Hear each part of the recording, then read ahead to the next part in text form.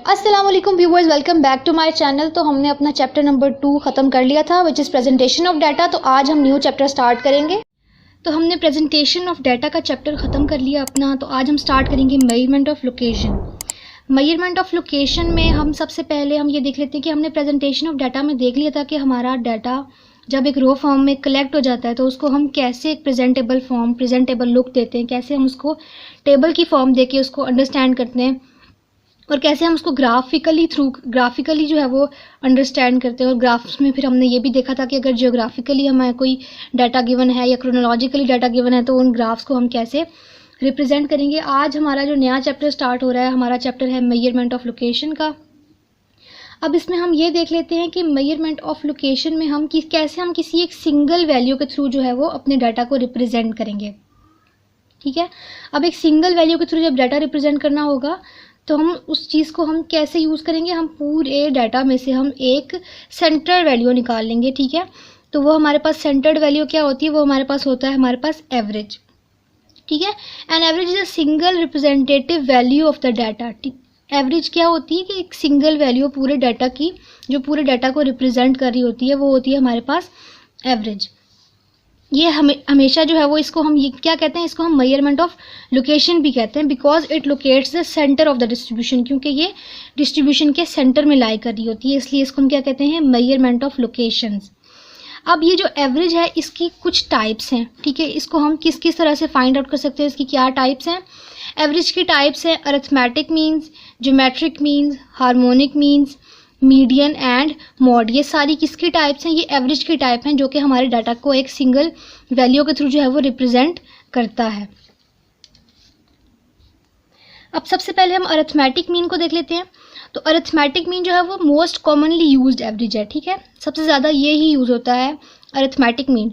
अब इसका फॉर्मूला क्या होता है, इसको हम डिफाइन कैसे करते हैं। तो अरिथमेटिक मीन को हम डिफाइन करते हैं sum of all the values divided by total number of values. ठीक है, जो सम होगा, सारी जितनी भी वैल्यूज़ गिवन होगी उनको हम ऐड करेंगे एंड उसको डिवाइड करेंगे, जितनी वैल्यूज़ थी, टोटल कितनी वैल्यू थी वो काउंट करके उससे डिवाइड कर देंगे, तो हमारे पास क्या आ जाएगा, अरिथमेटिक मीन। और इस अरिथमेटिक मीन को हम रिप्रेजेंट करते हैं अपने एक्स बार के थ्रू। यानी अब मीन हमारे पास तीन तरह से निकलेंगे, अरिथमेटिक मीन, ज्योमेट्रिक मीन और हार्मोनिक मीन। एंड फिर हम क्या निकालेंगे, अपना मीडियन एंड देन मॉड। तो हम जो भी मीन होंगे हमारे, उन मीन्स को हम रिप्रेजेंट करेंगे अपने एक्स बार के थ्रू। तो मैथमेटिकली हम इसको कैसे रिप्रेजेंट करेंगे, मैथमेटिकली इसको हम ऐसे डिफाइन करते हैं कि X bar is equal to summation I goes from 1 to n X I divided by n। यानी mathematically summation X over n, summation X का क्या मतलब है, sum of all the values, और डिवाइडेड बाय n। n का क्या मतलब है कि कितनी वैल्यूज थी, टोटल नंबर ऑफ ऑब्जर्वेशन। ठीक है, अब जो डाटा है हमारा, डाटा डिवाइड होता है 2 पार्ट्स में। सबसे पहला पार्ट है अनग्रुप्ड डाटा एंड दूसरा है ग्रुप्ड डाटा। अनग्रुप्ड डाटा कौन सा होता है और ग्रुप डाटा कौन सा होता है, हम ये देख लेते हैं। ठीक है, जो अनग्रुप्ड डाटा होता है उसमें हमें फ्रीक्वेंसीज गिवन नहीं होती हैं, डायरेक्टली हमें एक्स की वैल्यूज गिवन होती हैं बट एफ गिवन नहीं होता। बट जो ग्रुप्ड डाटा होता है, ग्रुप्ड डाटा हमें फ्रीक्वेंसीज के साथ गिवन होता है, जिसमें हमें फ्रीक्वेंसीज भी गिवन होती हैं। हमने अपने चैप्टर 2 में प्रेजेंटेशन ऑफ डाटा में फ्रीक्वेंसीज बनाना सीखी थी कि हम डाटा पे फ्रीक्वेंसीज कैसे बनाएंगे। अब अगर हमें कोई डाटा गिवन है जिसमें हमें फ्रीक्वेंसीज नहीं गिवन है, जस्ट एक्स गिवन है, ठीक है, तो वो हमारे पास कौन सा होगा, अनग्रुप्ड डाटा। बट अगर उसके साथ फ्रीक्वेंसीज भी गिवन है तो वो हमारे पास होगा ग्रुप डाटा। अब हम देख लेते हैं कि हम दोनों तरह के डाटा में अपना अरिथमेटिक मीन कैसे फाइंड आउट करेंगे। तो सबसे पहले इस तरह से हमें कोई डाटा गिवन है, ठीक है, हमें कह दिया कि find out an arithmetic mean for the following data, और डाटा हमें ये गिवन है जस्ट 15, 18, 21, 13, 35 एंड 40। ठीक है, तो अगर हमें इस तरह से डाटा गिवन है तो हम अपना फॉर्मूला कौन सा यूज़ करेंगे, हम यूज़ करेंगे समेशन एक्स ओवर एन, क्योंकि हमें जस्ट एक्स की वैल्यूज़ गिवन है, इसकी फ्रीक्वेंसी नहीं गिवन। तो हम क्या फॉर्मूला यूज़ करेंगे, summation X over N. But अगर इसके साथ हमें एफ भी गिवन होता, हमें फ्रीक्वेंसीज भी गिवन होती, तो हम ये वाला यूज़ करते हैं जिसके मुताबिक summation F into x divided by summation F. यानी समेशन एफ इंटू एक्स का क्या मतलब है कि एक्स की जो जो वैल्यू है उसके साथ जो उसकी फ्रीक्वेंसी गिवन है उसको एक्स को मल्टीप्लाई करवा देंगे। मैं आपको आगे ये बताऊंगी कि ये हमने कैसे सॉल्व करना है। तो अभी इस डाटा के लिए समेशन एक्स ओवर एन करवाएंगे हम।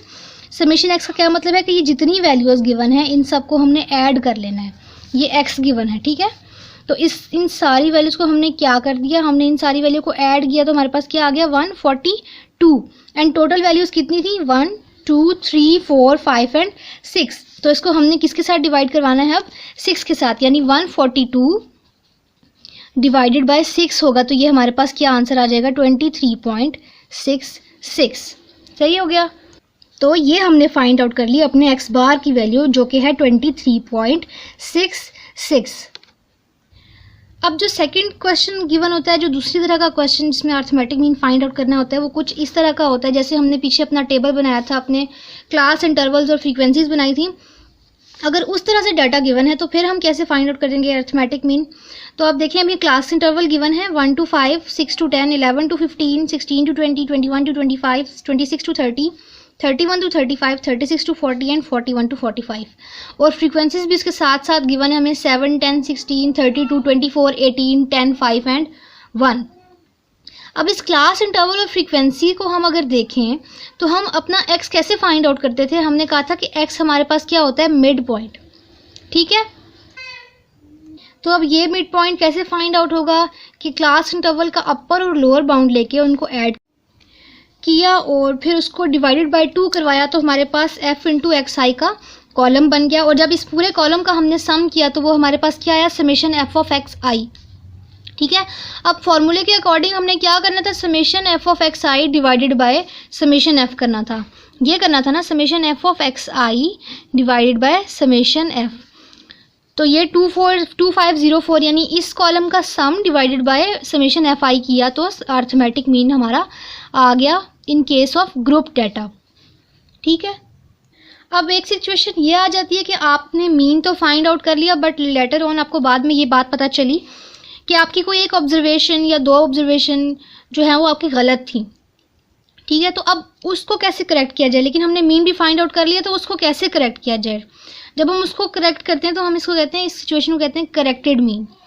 फॉर एग्जांपल अब ये एग्जांपल हमें दी हुई है कि for a set of 15 observation, 15 observation का एक डाटा था, ठीक है, जिसका मीन फाइंड आउट किया गया है 18.2। आपको डाटा नहीं गिवन, ठीक है, आपको जस्ट ये बताया कि 15 ऑब्जर्वेशन का डाटा था, उसका मीन क्या निकला था 18.2। बट बाद में क्या हुआ, बाद में चेक करते हुए ये पता लगा कि एक ऑब्जर्वेशन जो थी, ठीक है, वो इनकरेक्ट थी जो कि थी 19.7, जबकि जो करेक्ट वैल्यू थी ना उसकी जगह पे वो थी 17.9। तो अब हमने क्या कैलकुलेट करना है अपना करेक्टेड मीन। हमें जस्ट एक वैल्यू बता दी जो कि रॉन्ग थी और उसका बता दिया कि राइट वैल्यू आखिर थी क्या, और हमें कह दिया है कि हमने क्या फाइंड आउट करना है, हमने अब करेक्टेड मीन फाइंड आउट करना है। हमें स्टार्ट में गिवन था कि टोटल नंबर ऑफ ऑब्जर्वेशन 15 है, यानी n 15 है। उन 15 ऑब्जर्वेशन से जो मीन आया था वो था 18.2, ठीक है। और अब हमें पता है कि एक्स बार का क्या फॉर्मूला होता है, एक्स बार का फॉर्मूला होता है summation X I over N. हमें समेशन एक्स आई यानी एक्स आई की सारी वैल्यूज़ नहीं बताई हुई, बट जस्ट वो बताइए जो गलत वैल्यू थी। अब एक्स बार की जगह 18.2 एंड एन की जगह 15 हमने पुट कर दिया, जो कि हमने अपने क्वेश्चन में से ही देख लिया था कि क्या है। अब 15 इस साइड पर डिवाइड हो रहा है तो यहाँ जाके क्या होगा मल्टीप्लाई होगा, तो 18.2 मल्टीप्लाई बाय 15 कर दिया तो 273 यानी सम ऑफ एक्स आई आ गया यहाँ से। अब सम ऑफ एक्स आई में हम क्या करेंगे, अपनी करेक्टेड वैल्यू जो है वो क्या करेक्टेड वैल्यू थी 19.7 इनकरेक्टली ऐड हो गया था और करेक्टेड वैल्यू क्या थी 17.9। तो अब जो हमारा समेशन एक्स आई है उसमें हम क्या करेंगे, जो करेक्ट वैल्यू है उसको ऐड कर देंगे और जो इनकरेक्ट वैल्यू है उसको सब्ट्रैक्ट कर देंगे, यानी 273 माइनस 19.7 प्लस 17.9 जो करेक्टेड वैल्यू है वो ऐड होगी। तो हमारे पास एक समेशन एक्स आई की जो करेक्ट वैल्यू थी वो आ गई, वो क्या है 27 to 71.2। अब करेक्टेड मीन कैसे निकलेगा, ये जो समेशन एक्स आई आया है इसको डिवाइडेड बाय 15 करवाएंगे तो हमारा करेक्टेड मीन क्या आ गया 18.08। तो यूं अगर करेक्टेड मीन अगर कोई भी वैल्यू बीच में से गलत हो जाती है तो ये मेथड फॉलो करके आप अपना करेक्टेड मीन फाइंड आउट कर सकते हो। अब हमारे पास ये कि हम जो अरिथमेटिक मीन होता है हमारा, ठीक है, उसको कैलकुलेट करने के डिफरेंट मेथड्स हैं जिसको हम फॉलो कर सकते हैं, तो हमारा आंसर जो है वो सेम टू सेम ही आता है। सबसे पहला आपका डायरेक्ट मेथड, जो अभी हमने क्वेश्चन सॉल्व किए हैं वो थे डायरेक्ट मेथड से। जब भी आपका, ठीक है, ग्रुप या अनग्रुप डाटा होगा, हमने अभी डायरेक्ट मेथड से सॉल्व करके देखा है कि कैसे सॉल्व होगा। सेकंड मेथड होता है इनडायरेक्ट मेथड, ठीक है। इनडायरेक्ट मेथड का फॉर्मूला ग्रुप्ड और अनग्रुप्ड के केस में क्या होता है, तो अनग्रुप्ड के केस में जो इनडायरेक्ट मेथड का फॉर्मूला होता है वो होता है X bar equal to A plus summation D I over N. अभी मैं आपको बताती हूँ कि ये ए क्या है और ये डी क्या है, ठीक है। उसके बाद जो ग्रुप डाटा के उसमें होता है कॉन्टेक्स्ट में, उसका फॉर्मूला होता है X bar is equal to A plus summation F of D I over summation F of I. Third method आपके पास है कोडिंग मेथड। कोडिंग मेथड में हमारे पास अनग्रुप्ड एंड ग्रुप डाटा के लिए ही दोनों के केस में जो है वो फॉर्मूला है, ठीक है। तो अनग्रुप्ड के केस में कोडिंग मेथड में हमारा जो है वो मीन का फॉर्मूला है X bar is equal to A plus summation U I over N multiply by H. और ग्रुप्ड में क्या होगा, X bar is equal to A plus summation F of U I by summation F multiply by H. अब ये ए क्या है, D क्या है, यू क्या है, ये एच क्या है, ये हम सारा देखते हैं कि ये क्या है। तो ए हमारे पास एक अज्यूम्ड वैल्यू होती है या अज्यूम्ड मीन होता है, ठीक है। हम एक वैल्यू बीच में से पूरे डाटा में से अज्यूम कर लेते हैं और हम उस वैल्यू को यूज़ करते हैं फिर, ठीक है। डेविएशन डी हमारे पास जो है वो डेविएशन के लिए श्योर है, ठीक है। सम ऑफ डेविएशन, डेविएशन का फॉर्मूला, डेविएशन कैसे निकालते हैं, एक्स माइनस वो अज्यूम्ड ए, तो उससे हमारी क्या निकलती है, डेविएशन। फिर u क्या है हमारे पास, u होता है x माइनस ए ओवर एच, ठीक है। ये हमारे पास क्या होता है, हमारा u होता है। और h क्या है हमारे पास, h हमारे पास होता है क्लास इंटरवल। जो क्लास इंटरवल है वो हमारे पास हमारा h होता है। अब हम वन बाय वन बाकी के दो मेथड से भी अपना क्वेश्चन सॉल्व करके देख लेंगे कि क्वेश्चन को कैसे सॉल्व करेंगे। तो हम ग्रुप डाटा में देख लेते हैं कि इनडायरेक्ट मेथड से कैसे सॉल्व होगा। ये हमें एक क्वेश्चन गिवन है कि find the mean for the following data using indirect method.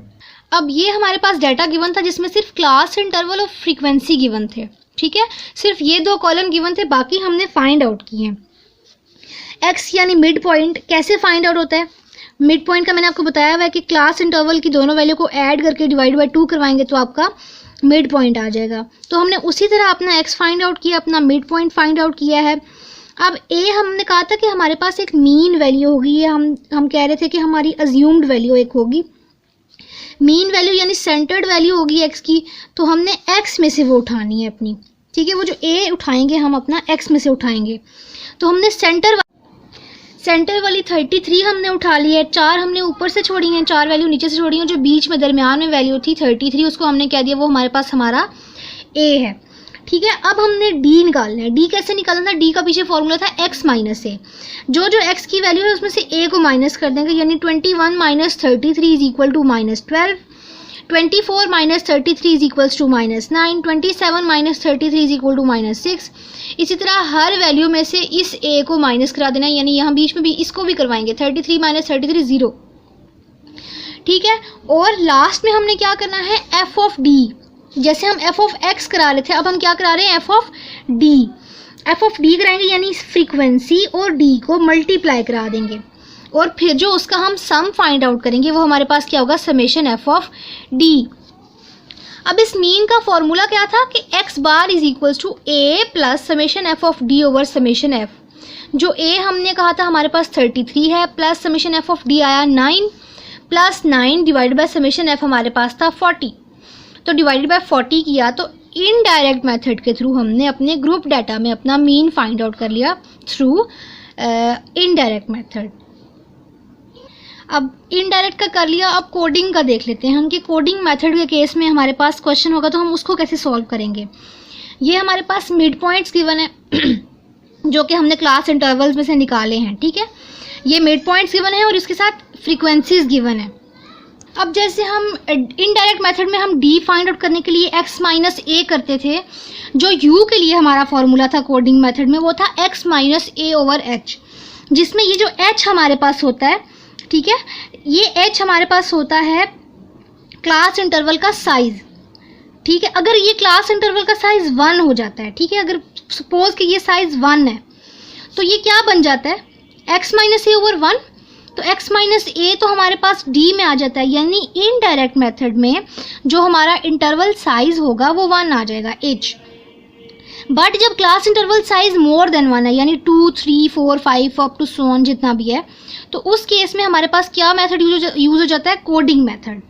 Coding method का फॉर्मूले में u निकालने के लिए x माइनस ए ओवर एच करना है। a हमने सेम तरह से फाइंड आउट करना है कि आप अपनी कोई भी अज्यूम कर लो वैल्यू, अगर तो क्वेश्चन में गिवन है तो हम वही यूज़ करेंगे। यहाँ क्या था कि यहाँ गिवन था हमें ऑलरेडी कि हमने a क्या लेना है 144.5 ही लेना है, तो हमने वही लिया।